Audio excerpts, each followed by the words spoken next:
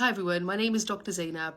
When I've been doing my lives, I've had many questions, and the most common question has been to talk about polycystic ovarian syndrome. So this is what I'm going to be talking about today in this video. So polycystic ovarian syndrome, or PCOS, is a common condition which affects the way a woman's ovaries work. And there are three main features to PCOS. Number one, irregular periods, so your ovaries don't regularly release eggs. So the overproduction of the male hormone testosterone, which means that it can lead to excessive hair growth on the face or body. And polycystic ovaries, so this is where your ovaries become enlarged and contain multiple fluid-filled sacs around the eggs. Interestingly, you do not need to have cysts on your ovaries for you to be diagnosed with PCOS. You only need to have 2 out of 3 of those symptoms or signs for you to be diagnosed with this condition.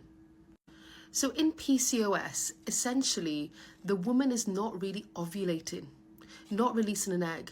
So if a woman with PCOS has a period, it's usually because the uterus is just filling and filling and filling with blood, and then they have a big bleed afterwards. And actually that bleed can last for sometimes a month, and it's called an anovulatory cycle, which means that it wasn't initiated with ovulation.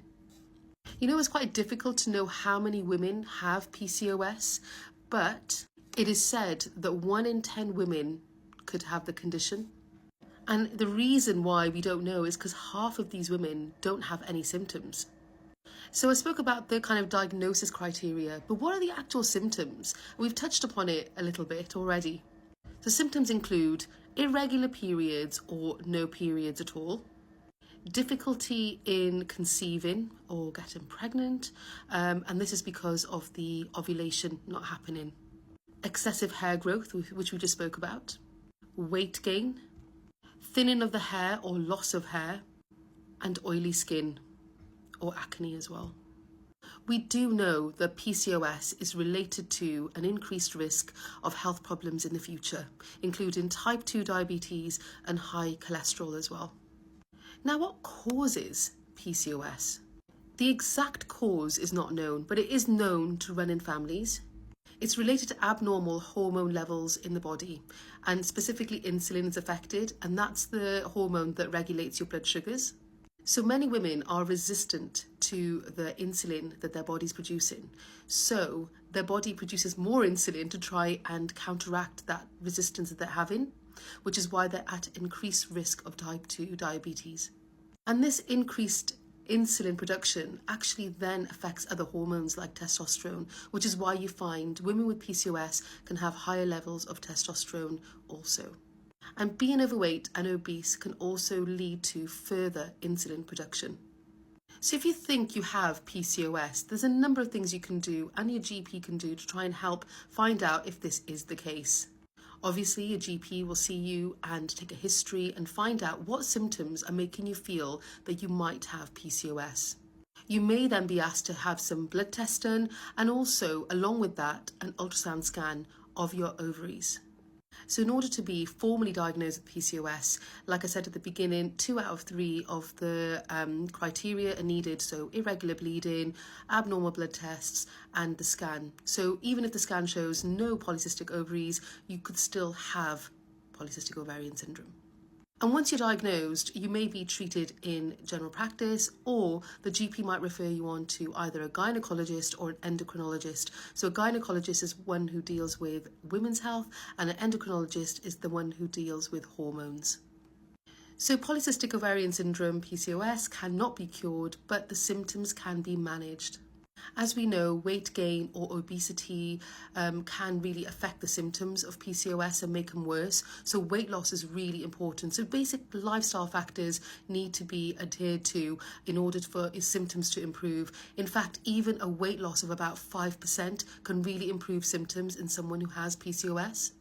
As we know, ovulation is affected in PCOS, so we may give you the oral contraceptive pill in order for you to start ovulating by giving you some extra hormones.